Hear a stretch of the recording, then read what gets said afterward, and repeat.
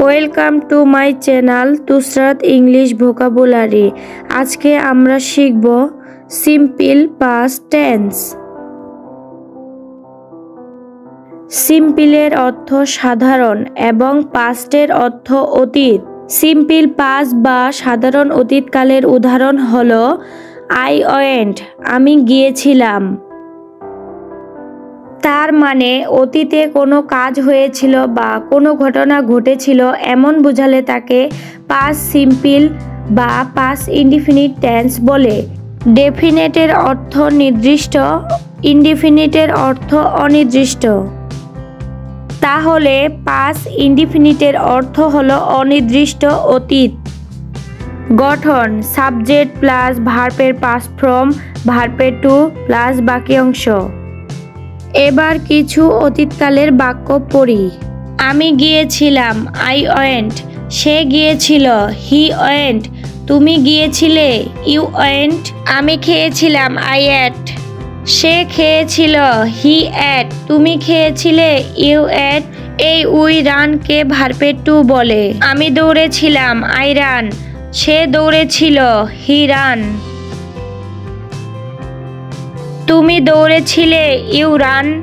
Did, ran প্রভৃতির বাংলা অর্থ আমি, তুমি, সে এর সাথে পরিবর্তন হয়। এই জন্যই এখানে আমি, তুমি, সে তিনটা করে উদাহরণ দেওয়া হলো। আমি করেছিলাম, আই ডিড। সে করেছিল, হি ডিড। তুমি করেছিলে, ইউ ডিড। আমি খাইয়েছিলাম, আই ফিড।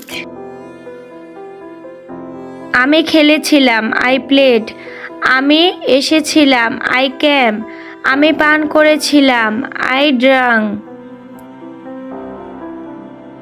কিছু নাম দিয়ে উদাহরণ পড়া যাক।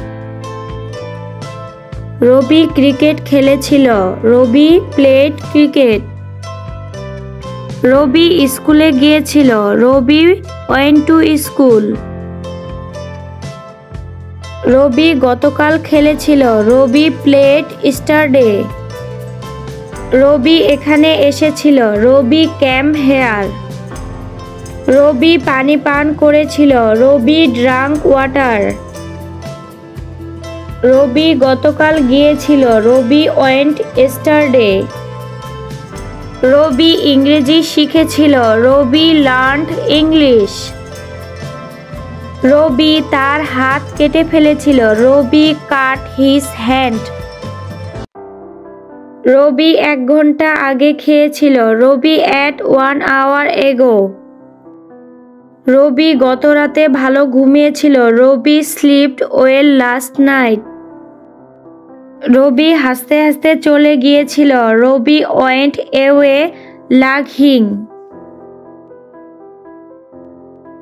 রবি 10 বছর সেখানে বাস করেছিল, রবি লিভড দেয়ার ফর 10 years। এইভাবে আমরা সহজভাবে সিম্পল পাস্ট টেন্স শিখতে পারি। বন্ধুরা, এই ভিডিওটা ভালো লাগলে প্লিজ এই পেজে লাইক সাবস্ক্রাইব করে দিও।